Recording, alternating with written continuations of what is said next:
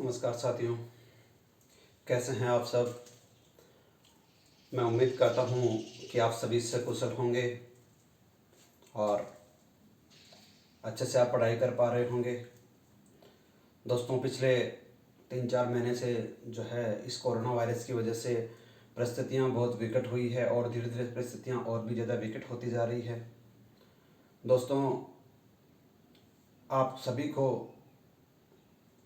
सभी के परिवार के लिए मैं कामना करता हूँ ईश्वर से कि आप सभी स्वस्थ होंगे घर पे। और दोस्तों, हम सभी को मिलकर के इस कोरोना को हराना है और एक कोरोना के साथ जीने की आदत हम सबको डालनी है। इसके लिए सोशल डिस्टेंसिंग, सरकार की गाइडलाइंस का हमें पूरी तरह से पालन करना है। साथ ही साथ हमारे जो रोज़मर्रा है उसको पुनः पटरी पे लाना है।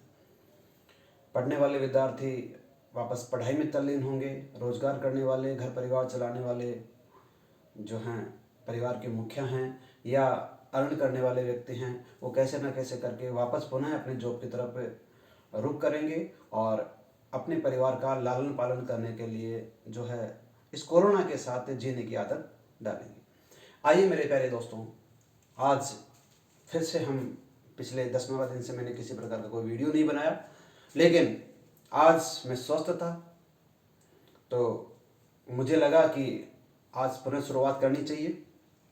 दोस्तों, सबसे पहले मैं आज पृथ्वीराज चौहान की जयंती के ऊपर आप सभी को हार्दिक शुभकामनाएं देता हूं। और दोस्तों, इस वीडियो के शुरू करने से पहले मैं निवेदन करता हूं आप सभी साथियों से कि आप मेरे यूट्यूब चैनल को सब्सक्राइब करें, लाइक करें, शेयर करें और इसका अधिक से अधिक यूटिलाइजेशन करें। दोस्तों, आज चूँकि पृथ्वीराज चौहान की जयंती है और चौहान वंश में सबसे प्रतापी राजाओं में से अगर प्रोमिनेंट जो राजा है, मुख्य राजा है, अग्रणी राजा है, उन राजाओं में पृथ्वीराज चौहान का नाम जो है बड़े प्रमुखता से लिया जाता है। आइए मेरे प्यारे दोस्तों, आज हम पढ़ते हैं चौहान वंश के शासकों के बारे में, जिनमें मुख्य रूप से पृथ्वीराज चौहान के बारे में हम पढ़ें। आइए दोस्तों, चौहानों का इतिहास हम जानते हैं मेरे प्यारे दोस्तों। चौहान जो मुख्य रूप से जिन जिन जगहों पे राज्य करते थे उनमें मुख्य रूप से मेरे दोस्तों अजमेर, रणथंबोर,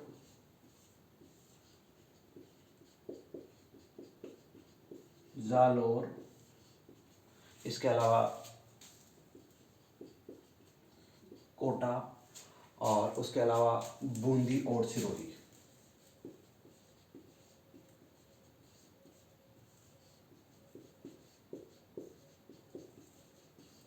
इन जगहों के ऊपर मेरे प्यारे साथियों चौहान शासकों का शासन था।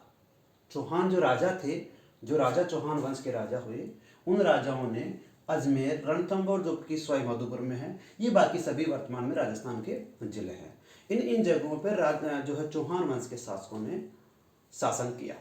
आइए मेरे प्यारे दोस्तों, हम जानते हैं चौहानों की उत्पत्ति कैसे हुई। चौहानों की उत्पत्ति, मेरे प्यारे साथियों, चौहानों की उत्पत्ति से लेकर के कई प्रकार की किंवदंतियां हैं, कई प्रकार के किताबों में, इतिहास में सबने चौहानों की उत्पत्ति को लेकर के कॉन्ट्राडिक्ट विवाद है। और मेरे प्यारे साथियों, वर्तमान परिप्रेक्ष्य में भी हम सोशल मीडिया पर मैं देख पा रहा हूँ जो लोगों के व्हाट्सएप, फेसबुक, ट्विटर के ऊपर आज, क्योंकि मेरा वीडियो बनाने का उद्देश्य यही था आज, क्योंकि आज पृथ्वीराज चौहान की जयंती है और उसको लेकर के समाज की जो भ्रांतियां हैं उन भ्रांतियों को दूर करते हुए और उस चीज़ को बिल्कुल स्पष्ट करना है कि पृथ्वीराज चौहान को लेकर के राजपूत जो संगठन है वो कहते हैं कि पृथ्वीराज चौहान राजपूत राजा थे। गुर्जर जो नेता हैं, जो समाज के संगठक अधिकारी हैं, वो कहते हैं कि जो है पृथ्वीराज चौहान एक गुर्जर शासक थे। दोस्तों, वो शासक, इससे कोई फर्क नहीं पड़ता कि वो गुर्जर थे या वो राजपूत थे या वो ब्राह्मण थे या वो प्रतिहार थे। सबसे बड़ी बात यह है कि उन्होंने जो है हमारे देश को, हमारी संस्कृति को मिटाने वाले मुगल आक्रांतिकारी जो पश्चिमी आक्रमणकारी थे उनको रोका और हमारे धर्म और संस्कृति की उन्होंने रक्षा की और हमारा गौरव, इस मातृभूमि का गौरव बड़े जो है मान के साथ ऊंचा किया।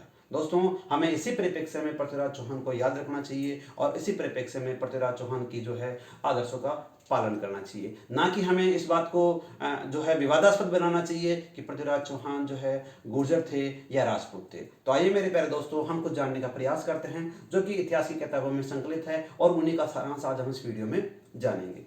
मेरे प्यारे साथियों, पृथ्वीराज चौहान जो चौहान है, चौहानों की उत्पत्ति मानी जाती है मुख्य रूप से अग्निवंशी। किससे मेरे प्यारे साथियों? अग्निवंशी। और मेरे प्यारे साथियों, इन सब का, इस अग्निवंशी का उत्पत्ति, इस पृथ्वीराज चौहान के बारे में सबसे ज्यादा अगर कोई ऑथेंटिकेट चीज वर्तमान में मानी जाती है तो वो अग्निवंशी, और अग्निवंशी का जो साक्ष्य मिलता है वो मिलता है मेरे प्यारे साथियों, एक नाम सुना होगा आपने, चंद्रवरदाई। एक लेखक थे पृथ्वीराज चौहान के, एक दरबारी कवि थे और उन्होंने एक किताब लिखी थी मेरे प्यारे साथियों, उसका नाम था पृथ्वीराज रासो। क्या नाम था मेरे प्यारे साथियों? पृथ्वीराज रासो। इन्होंने एक किताब लिखी थी और उससे अग्निवंशी को माना जाता है। किससे मेरे प्यारे साथियों? चंद्रवरदाई की किताब है चंद्रवरदाई की किताब है पृथ्वीराज रासो, जिससे चौहानों को अग्निवंशी माना जाता है। और एक दूसरी जो है उनको माना जाता है, जिनको आबू पर्वत का नाम आपने सुना होगा मेरे प्यारे साथियों, जो सिरोही में है।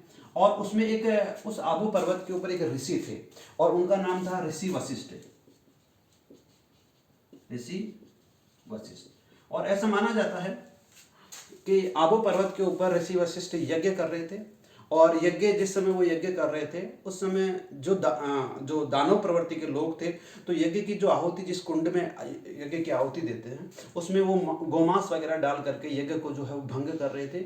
उसी समय जो है ऋषि वशिष्ठ ने अपने तपोबल के कारण, तपोबल से जो है 4 जो है शासकों को जो है उन्होंने अग्नि से जो है उत्पत्ति करवाई। और दोस्तों उस ऋषि वशिष्ठ का जो यज्ञ थे, यज्ञ का जो ऋषि वशिष्ठ जो यज्ञ किया, और उस यज्ञ को बोला जाता है अग्निकुंड। क्या बोला जाता है मेरे साथियों? अग्निकुंड। और अग्निकुंड से उन्होंने 4 शासकों का जो है उन्होंने उत्पत्ति बताई, जिनमें से मुख्य रूप से मेरे साथियों चौहान, परमार, चालुक्य और प्रतिहार। 4 शरीर के अन्य 4 अंगों से जो है उन्होंने ये इसकी उत्पत्ति बताई है। तो मेरे साथियों, कौन देखिए मेरे प्यारे साथियों, इस वीडियो में मेरा उद्देश्य ये नहीं है कि मैं विवाद को बढ़ाऊं या इस चीज़ का कोई कंक्लूजन नहीं निकाल पाऊंगा कि कौन से वंश या कहाँ से चौहानों की उत्पत्ति हुई है। ये सब किताबों का लिखा हुआ चीज़ें हैं जो कि मैंने पढ़ा है ऑथेंटिक किताबों से, और वही चीज़ें मैं आपको बता रहा हूँ। मेरा उद्देश्य किसी प्रकार का जो है सामाजिक भेदभाव को बढ़ाना नहीं है। मेरे प्यारे साथियों, आबू पर्वत के ऋषि वशिष्ठ के यज्ञ जो अग्निकुंड है, उससे ये माना जाता है कि जो चौहान जो है अग्निकुंड से 4 जो है वंशों की उत्पत्ति, उनमें चौहान, परमार, चालुक्य और प्रतिहार थे। और अग्नि जो वंशी है, इस चीज़ की जानकारी चंद्रवरदाई की जो किताब है पृथ्वीराज रासो से मिलती है। चंद्रवरदाई जो थे, पृथ्वीराज चौहान जिनका जन्मदिन है, उनके दरबारी कवि थे।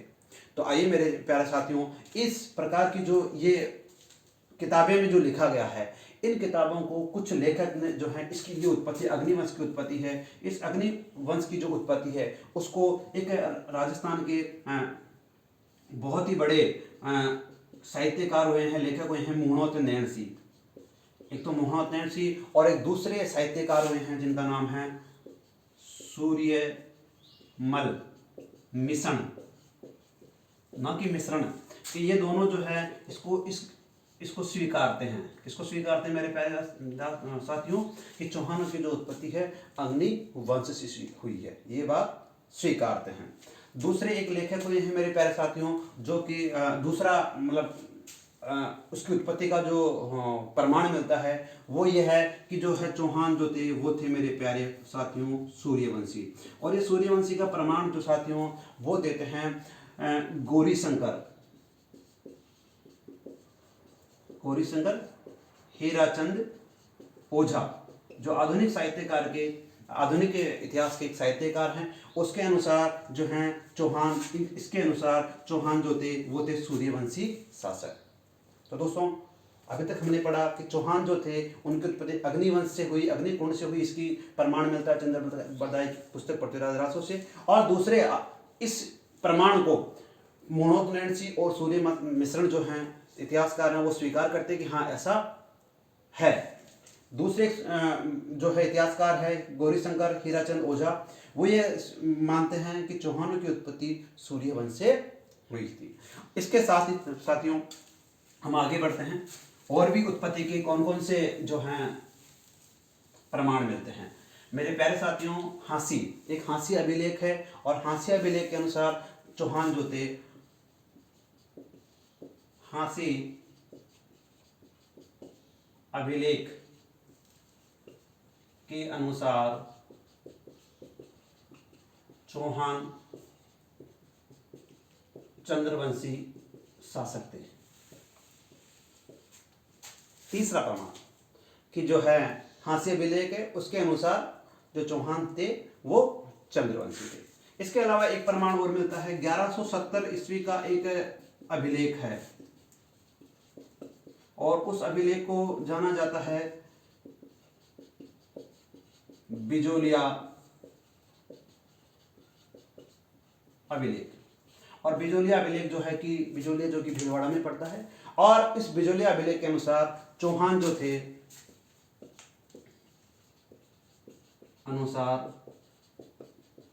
चौहान वत्स गोत्रीय ब्राह्मण थे। दोस्तों हमने देखा चौहान की उत्पत्ति अग्निकुंड से, चौहान जो हैं सूर्यवंशी, चौहान जो हैं चंद्रवंशी, चौहान बिजोलिया अभिलेख के अनुसार वत्स गोत्रीय ब्राह्मण थे। तो इस चीज का हम कोई कंक्लूजन नहीं निकाल सकते इन इतिहास के किताबों के अनुसार कि चौहान जो शासक थे वो किस वंश के थे। तो मेरे साथियों, इसी अभिलेख में जो बिजोलिया अभिलेख है, इस बिजोलिया अभिलेख में एक चीज का प्रमाण मिलता है कि जो चौहानों की जो उत्पत्ति है, और चौहान जो थे इस बिजोलिया अभिलेख के अनुसार चौहानों के जो एक शासक हुए बिजोलिया अभिलेख के अनुसार, इसका नाम था वासुदेव। इनके चौहानों के जो है आदि पुरुष माने जाते हैं, और इसके अनुसार वासुदेव के अनुसार बिजोलिया अभिलेख के अनुसार वासुदेव ने जो है सांभर झील का निर्माण करवाया, सांभर झील का निर्माण करवाया। किसके अनुसार? बिजोलिया जो था अभिलेख उसके अनुसार। और मेरे प्यारे साथियों, इसी अभिलेख के अनुसार ये चौहानों की उत्पत्ति बताते हैं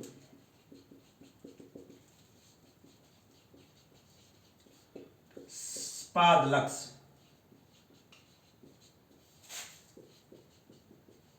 सांभर झील के आसपास का क्षेत्र,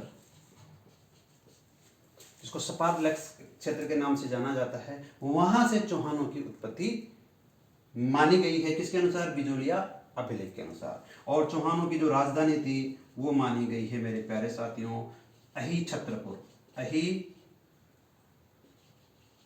छत्रपुर, जो कि नागौर का प्राचीन नाम था। उसके अनुसार चौहानों की जो राजधानी थी वो थी अही छत्रपुर।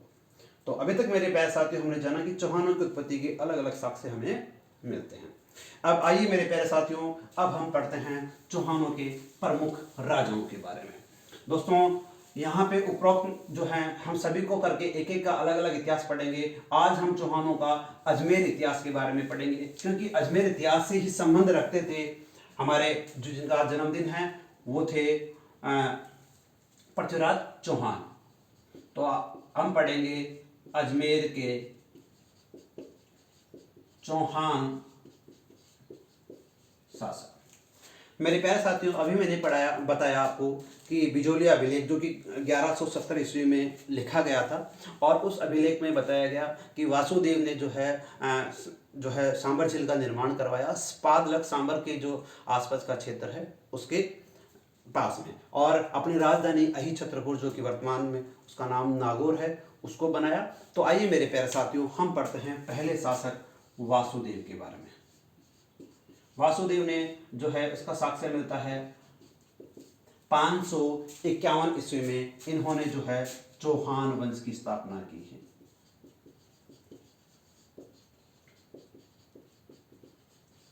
और दोस्तों इस बात का जो है प्रमाण मिलता है कि चौहान जो थे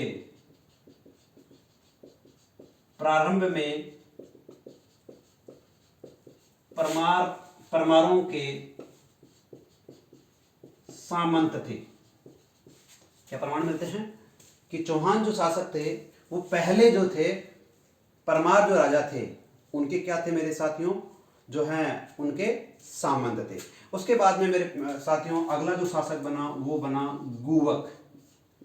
गुवक ये पहला चौहान स्वतंत्र शासक था।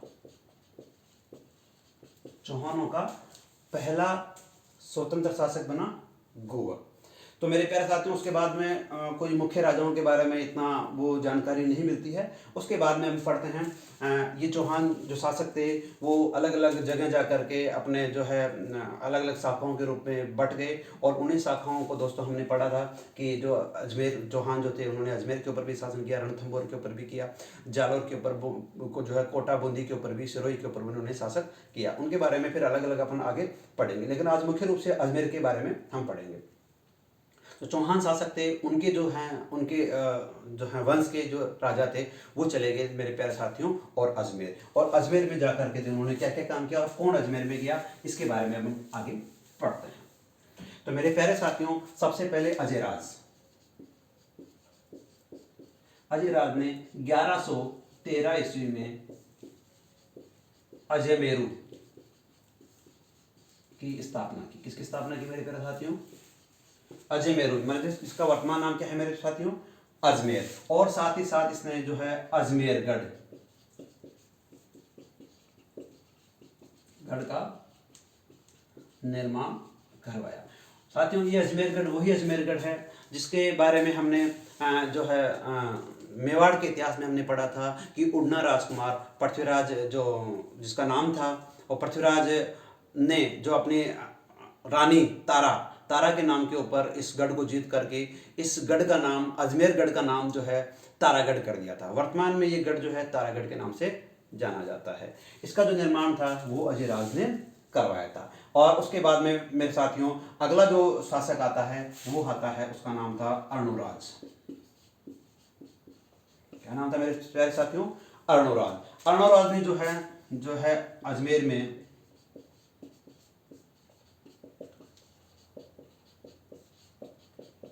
आना सागर झील का निर्माण करवाया। और उसके अलावा उन्होंने जो है पुष्कर में वराह मंदिर का निर्माण करवाया।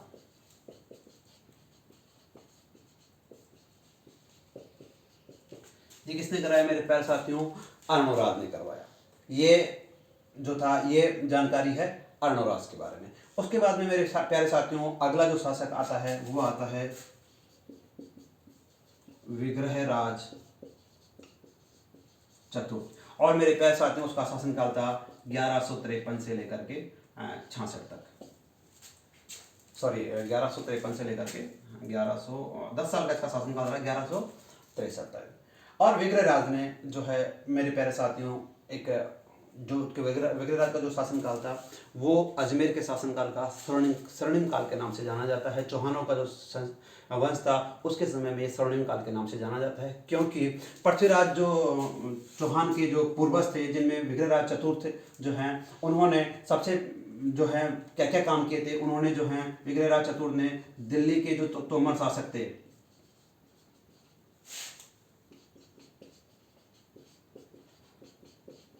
तोमर शासकों को हराया, वह दिल्ली पर अधिकार किया। किसने? विग्रहराज चतुर्थ ने। और क्या क्या काम कराया भाई? इन्होंने जो है विग्रहराज चतुर्थ ने बीसलपुर गांव की स्थापना की तथा वहां शिव मंदिर बनवाया। दोस्तों आप बिशलपुर बांध में घूमने जाते हो, जो बिशलपुर गांव जहाँ पे जो बांध बना हुआ है, बांध के पास में एक शिव का मंदिर, शंकर का मंदिर बना हुआ है। वो शंकर का जो मंदिर था वो विग्रहराज चतुर के द्वारा ही बनवाया गया था, और बिशलपुर गांव की स्थापना भी जो है विग्रहराज चतुर के द्वारा ही की गई थी। और उसके अलावा इसने जो है विग्रहराज चतुर ने जो है अजमेर में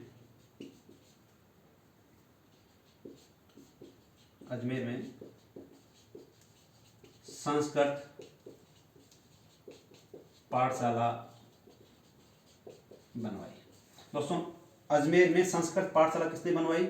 विग्रहराज चतुर्थ ने। और विग्रहराज चतुर्थ ने एक किताब लिखी जिसका नाम था, नाटक लिखा सॉरी, और उसका नाम था हरि केली। क्या नाम था मेरे प्यारे साथियों? विग्रहराज चतुर ने मुख्य रूप से दिल्ली के तोमर शासकों को हराया, दिल्ली को राजधानी बनाया, दिल्ली को भी अपना अधिकार कर लिया। और वहाँ पे दिल्ली में इस विग्रहराज चतुर्थ ने और उसके आने वाले बाद में जो शासक है पृथ्वीराज चौहान, उन्होंने दिल्ली में के आसपास में 7 जो है नगर भी बसाए। विग्रहराज चतुर ने बिशलपुर गांव की स्थापना की तो वहाँ पे एक शिव मंदिर बनवाया। विग्रहराज चतुर ने एक नाटक लिखा जिसका नाम था हरि केली। विग्रहराज चतुर ने अजमेर में एक संस्कृत पाठशाला बनवाई। और ये संस्कृत पाठशाला जो है थी, इसकी दीवारों के ऊपर, किसकी? संस्कृत पाठशाला की दीवारों पर ये नाटक है, नाटक की पंक्तियां लिखी हुई है, पंक्तियां लिखी हुई है। दोस्तों जब चौहान वंश का डिक्लाइन अजमेर से हो गया था, उसके बाद में कुतुबुद्दीन ऐबक जो कि गुलाम वंश के शासक थे, उन्होंने अजमेर के ऊपर आक्रमण किया, इस संस्कृत पाठशाला को तुड़वा दिया, और वहाँ पे एक, जिसको हम जानते हैं प्रसिद्ध इमारत के रूप में जानते हैं, वो उसका निर्माण करवाया, और वो थी 2.5 दिन का झोंपड़ा। 2.5 दिन का झोंपड़ा मेरे प्यारे साथियों, जो वर्तमान में 2.5 दिन का झोंपड़ा है, वहाँ पे पहले विग्रहराज चतुर्थ ने जो है संस्कृत पाठशाला बनवाई थी, और उसकी दीवारों के ऊपर हरि केली नाटक जो था, उस हरि केली नाम की नाटक जो था संस्कृत में, उसकी जो है पंक्तियां उसकी दीवारों पे लिखवाई थी। लेकिन जो है कुतुबुद्दीन ऐबक ने उसको तुड़वा के उसकी जगह 2.5 दिन का झोपड़ा बनवाया। तो दोस्तों कई बार क्वेश्चन पूछा गया है कि 2.5 दिन का झोपड़ा जहाँ बना हुआ है वहाँ पर पूर्व में क्या था? तो दोस्तों वहाँ पे थी संस्कृत पाठशाला। और संस्कृत पाठशाला या 2.5 दिन के झोंपड़े की दीवारों के ऊपर जो पंक्तियाँ लिखी गई है वो किस भाषा में है? तो संस्कृत भाषा में। तो जो पंक्तियाँ लिखी गई है वो किस नाटक से ली गई है? हरि केली नाटक से। हरि केली नाटक किसने लिखा था? विग्रहराज चतुर्थ ने।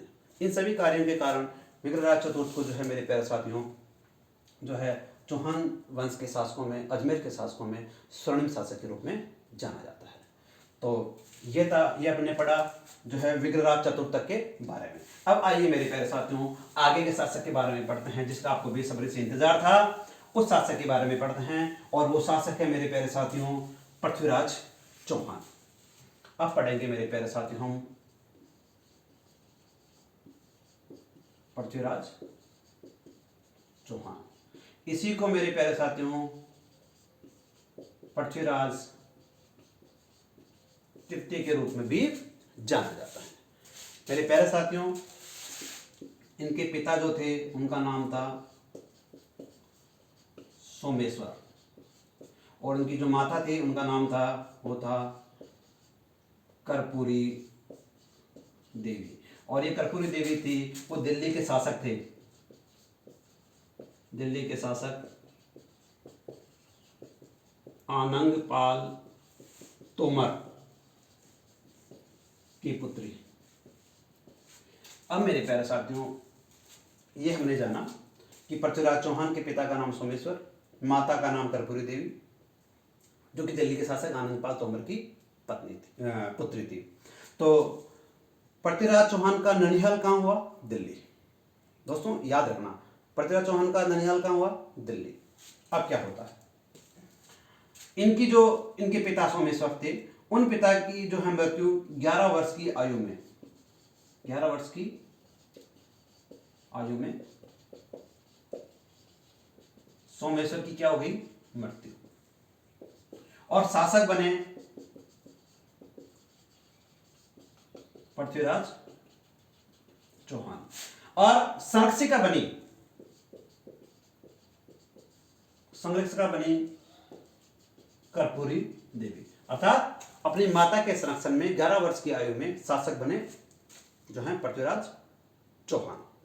उसके बाद में पृथ्वीराज चौहान के बारे में अपन कुछ जानते हैं, क्योंकि पृथ्वीराज जो चौहान थे वो शासक बने थे 1177 ईस्वी में, और 1177 से लेकर के 1192 में जब त्रैन का द्वितीय युद्ध हुआ तब तक के उसका शासनकाल और उसका जो है जीवन काल माना जाता है, मतलब कार्य का काल माना जाता है। तो ये 1177 ईस्वी में जो है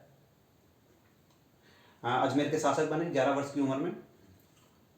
पिता की मृत्यु, सोमेश्वर की मृत्यु होने के बाद में माता जो थी कर्पूरी देवी, उसके संरक्षण में उन्होंने जो है शासन किया। अब आगे क्या होता, आगे के मतलब इन्होंने क्या क्या काम किया, कैसे कैसे युद्ध लड़े। याद रखने वाली बात है कि दिल्ली के शासक तोमरकाल की पुत्री कर्पूरी देवी के पुत्र थे, और यानी कि ननिहाल कहाँ था इनका, दिल्ली में था। क्योंकि इससे संबंधित मैं आपको एक घटना, आपको बड़ी इंटरेस्टिंग घटना मैं आपको बताऊंगा।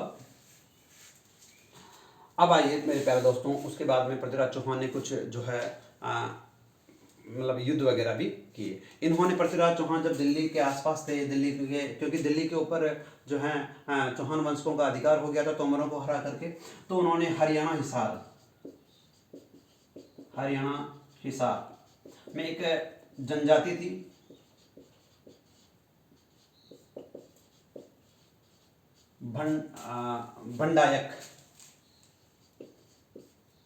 भंडायक जाति थी, और भंडायकों को का उन्होंने दमन करके, और उनको जो है सारा हरियाणा से, मतलब इन्होंने जो बार बार जो दिल्ली के शासकों को ये भंडायक जनजाति थी वो परेशान करती थी, इनका दमन किया किसने, पृथ्वीराज चौहान ने जो है भंडायकों का जो है दमन किया। और उसके बाद में मेरे प्यारे साथियों, पृथ्वीराज चौहान ने एक युद्ध किया जिसको जाना जाता है तुमुल का युद्ध। और इसी युद्ध को जो है महोबा का युद्ध, इस नाम से भी मेरे प्यारे साथियों इसको जाना जाता है। और मेरे प्यारे साथियों, जो ये जो युद्ध होता है वो होता है पृथ्वीराज चौहान और परमार्दिदेव चंदेल। ये जो युद्ध होता है वो होता है पृथ्वीराज चौहान वर्सेज परमार्दिदेव चंदेल, और उसमें जो परमार्दिदेव चंदेल है वो हार जाते हैं, और जो है पृथ्वीराज चौहान की विजय होती है। उसके बाद में मेरे प्यारे साथियों, अगला जो इनका जो मुख्य युद्ध है वो है गुजरात के एक शासक थे, आप समझने का प्रयास करना। यहाँ पे गुजरात का शासक था भीमसेन, और एक तरफ आबू, क्योंकि गुजरात के पास में आबू यहाँ की एक राजकुमारी थी जिसका नाम था इंचिनी देवी, और इधर थे पृथ्वीराज चौहान। आबू की जो राजकुमारी थी इंचिनी देवी, और इंचिनी देवी बड़ी सुंदर थी, और ये आबू की जो राजकुमारी थी ये प्रेम करती थी पृथ्वीराज चौहान से, और शादी करना चाहती थी पृथ्वीराज चौहान से। और गुजरात के जो शासक थे भीमसेन, वो प्रेम करते थे राजकुमारी इंचिनी देवी से, और वो शादी करना चाहते थे इससे। मेरे साथियों, बात को समझने का प्रयास करना। राजकुमारी प्रेम करती थी पृथ्वीराज चौहान से, पृथ्वीराज चौहान उनसे प्रेम नहीं करते थे। भीमसेन राजकुमार से प्रेम करते थे, राजकुमारी भीमसेन से प्रेम नहीं करते थे। इस बात को लेकर के भीमसेन ने आक्रमण किया आबू के राजा के ऊपर, और वो आक्रमण किया 1187 ईस्वी में। जब आक्रमण किया तो आबू के जो राजा थे उन्होंने पृथ्वीराज चौहान से मदद मांगी। पृथ्वीराज चौहान ने इनकी मदद की और भीमसेन को हराया, और इस राजकुमारी इंचिनी देवी से विवाह किया। याद रखने वाली बात है मेरे प्यारे साथियों। गुजरात के शासक भीम सेकंड ने 1187 ईस्वी में आबू की राजकुमारी आबू के राजा के ऊपर आक्रमण किया। आक्रमण का कारण आप समझ गए होंगे, वहां की एक राजकुमारी थी इंचिनी देवी, जिससे कि आप भीम सेकंड प्रेम करते थे, विवाह करना चाहते थे, लेकिन राजकुमारी जो थी वो पृथ्वीराज चौहान से प्रेम करती थी। इसलिए आबू के राजा ने पृथ्वीराज चौहान से मदद मांगी और पृथ्वीराज चौहान ने जो है भीम सेकंड को हराया। उसके बाद में मेरे प्यारे साथियों, अब हम जानते हैं एक बहुत ही जबरदस्त पृथ्वीराज चौहान के बारे में एक विवाद। अभी मैंने मेरे प्यारे साथियों पृथ्वीराज चौहान का ननिहाल मैंने बताया आपको, ननिहाल था दिल्ली, और एक तरफ दूसरा शासक था जिसका नाम था जयचंद, और जयचंद की एक पुत्री थी, पुत्री का नाम था संयोगिता, और इसका भी ननिहाल जो था दिल्ली। आप समझने का प्रयास करना, संयोगिता का ननिहाल भी कहां था? दिल्ली। पृथ्वीराज चौहान का ननिहाल भी दिल्ली, जयचंद की पुत्री संयोगिता उसका ननिहाल भी दिल्ली। दोनों दिल्ली में रहते थे। जब बचपन था उस समय दोनों के मध्य हो गया प्रेम। जब ये प्रेम हो गया तो संयोगिता ने इच्छा जाहिर की अपने पिता से कि मैं जो है पृथ्वीराज चौहान से विवाह करना चाहती हूँ। पृथ्वीराज चौहान भी संयोगिता से विवाह करना चाहते थे, लेकिन जो जयचंद थे उनको ये भय था कि पृथ्वीराज चौहान की कीर्ति जो है लगातार बढ़ती जा रही है, कल को ऐसा नहीं हो कि जो है पृथ्वीराज चौहान जो है मेरे साम्राज्य के ऊपर भी उन्होंने अधिकार कर ले, इसलिए जो है उन्होंने मना कर दिया। और एक रोचक सी किंवदंती है, कहानी है कि पृथ्वीराज चौहान ने जो है संयोगिता का स्वयंवर करने के लिए आसपास के सभी राजाओं को बुलाया और राजाओं का दरबार लगाया, जहाँ पे दरबार में जब उपस्थित हुए तो कहा जाता है कि दरबार में जब राजा जहाँ पे अपनी जूतियाँ खोलते हैं वहाँ पे पृथ्वीराज चौहान की जो है जयचंद ने एक मूर्ति लगवाई और मूर्ति जो है उन जूतियों के पास लगवाई। तो जो संयोगिता है संयमवर में जो वरमाला डालने के लिए राजाओं के पास जिस प्रकार से घूमती हुई निकली, तो उसने किसी के ऊपर जो है वरमाला नहीं डाली, बल्कि वरमाला डाल दी पृथ्वीराज चौहान की जो मूर्ति बनी हुई थी, मूर्ति बना करके जयचंद ने रखवाई थी उसके ऊपर। इस बात की घटना, इस बात की जानकारी जब पृथ्वीराज चौहान को मिली, पृथ्वीराज चौहान ने जो है संयोगिता को अगवा कर लिया और वहाँ से ले गए। इससे जयचंद जो है बड़े बहुत प्रबल पृथ्वीराज चौहान के विद्रोही हो गए और आगे चल करके जो जिस तराइन के युद्ध में हार का कारण और तराइन के युद्ध में मोहम्मद गौरी को आक्रमण के लिए उत्साहित और प्रेरित करने का कार्य भी जयचंद ने किया, और जयचंद की वजह से ही पृथ्वीराज चौहान ने जो है तराइन का द्वितीय जो युद्ध था वो भी हार का सामना करना पड़ा। और इसलिए आज भी हम कहते हैं कि जयचंद जो है जो जयचंदों से बच के रहो, अर्थात जो अपने लोग हैं जो कभी विश्वासघात कर सकते हैं उनसे बच के रहो। इसलिए जयचंद की जो कहानी जो है वाक्य है वो प्रचलित में है, क्योंकि जयचंद की वजह से ही पृथ्वीराज चौहान जो है मोहम्मद गौरी से हार गए थे, और मोहम्मद गौरी से नहीं हारते तो मुगलों का गुलाम शायद हिंदुस्तान नहीं हो पाता। तो आइए मेरे प्यारे साथियों, अब हम पढ़ते हैं पृथ्वीराज चौहान के कुछ युद्धों के बारे में। पृथ्वीराज चौहान ने जो है मेरे प्यारे साथियों 1191 ईस्वी में 1191 ईस्वी में तराइन का प्रथम युद्ध किया, और ये युद्ध हुआ मेरे प्यारे साथियों मोहम्मद गौरी वर्सेस पृथ्वीराज चौहान। और इस युद्ध में मोहम्मद गौरी को बुरी तरीके से हार का सामना करना पड़ा और पृथ्वीराज चौहान जीत गए। जीत करके जब मोहम्मद गौरी हार जाता है तो कई दिनों तक, कई महीनों तक जो है अपनी सेना के साथ डटा हुआ रहता है तराइन के मैदान के पास ही।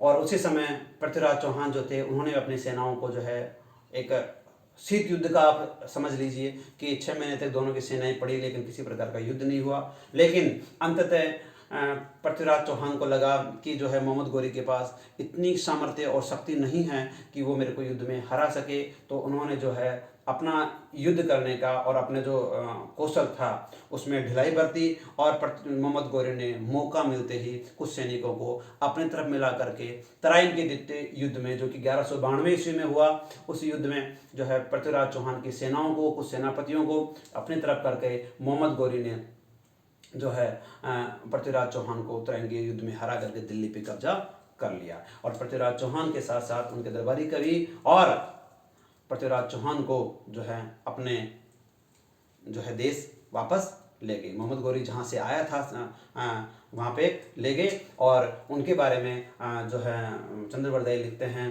कि जो है पृथ्वीराज चौहान थे वो पारंगत थे धनुष विद्या में, और जो शब्द भेदी बाण उनको चलाना आता था, ऐसा माना जाता है। और ऐसा पृथ्वीराज चौहान के बारे में जो है चंद्रवरदायी कहते हैं कि मोहम्मद गौरी ने है उनकी आंखें फुड़वा दी थी, और आंखों के ऊपर पट्टी बांध करके जब ये बात चंद्रवरदायी ने मोहम्मद गौरी को बताई कि इनको शब्द भेदी बाण चलाने आते हैं, तो उसको उसका प्रमाण लेने के लिए जो है तीर कमान मोहम्मद जो है पृथ्वीराज चौहान को दिए गए। तब एक प्रसिद्ध वाक्य जो है चंद्रवरदायी ने जो है उनके लिए कहा कि मुझे अच्छे से याद नहीं, लेकिन उसका कुछ ऐसे पंक्तियाँ आती है, अंगुल अष्ट 10 गज ऐसे प्रमाण, और ता ऊपर बैठा सुल्तान मत चूके चौहान, ऐसे कुछ पंक्तियाँ आती है। उन पंक्तियों को कहा, और ठीक जैसे ही उन्होंने ये कहा और उन पंक्तियों को पृथ्वीराज चौहान समझ गए, और पृथ्वीराज चौहान ने जो है मोहम्मद गौरी को एक ही बाण में जो है उनकी जो है हत्या कर दी। इस बात को देख करके और उनके सैनिकों ने, सेनापतियों ने पृथ्वीराज चौहान और चंद्रवरदायी दोनों की हत्या कर दी। तो मेरे प्यारे साथियों, ये थे अजमेर के चौहान शासक। चौहान शासकों में पृथ्वीराज चौहान ने अनेक युद्ध को जीतने के साथ साथ उनके कुछ दरबारी कवि भी थे जिन्होंने कुछ किताबें भी लिखी। साथ ही साथ उन्होंने कई नगरों का निर्माण भी करवाया। दिल्ली में जो हैं उन्होंने 6-7 नगर जो हैं बसाए, और उन नगरों का विकास भी करवाया। तो मेरे प्यारे साथियों, ये था अजमेर के चौहान शासकों का इतिहास। कल हम दूसरे जो हैं रणथंभौर के जो चौहान शासक है उनके बारे में हम और डिटेल में जानेंगे। तो मेरे प्यारे साथियों, एक बार पुनः पृथ्वीराज चौहान की जयंती पर आप सभी को हार्दिक शुभकामनाएं, और मैं आशा करता हूं आपको इनके इतिहास के बारे में आपको जानकारी अच्छे से समझ पाए होंगे, और इस चीज़ को कॉन्ट्राडिक्ट ना कर करके, विरोधाभास ना कर करके इतिहास को इतिहास के रूप में ही पढ़ें, और उसको जो है किसी प्रकार के सामाजिक भेदभाव से लेकर के ना जोड़ें। बेशक पृथ्वीराज चौहान स्वामी भक्त थे, देशभक्त थे और वीर थे, इसमें कोई शक नहीं है। आप सभी उसी परिप्रेक्ष्य में पृथ्वीराज चौहान को याद करें, मैं यही कहूँगा।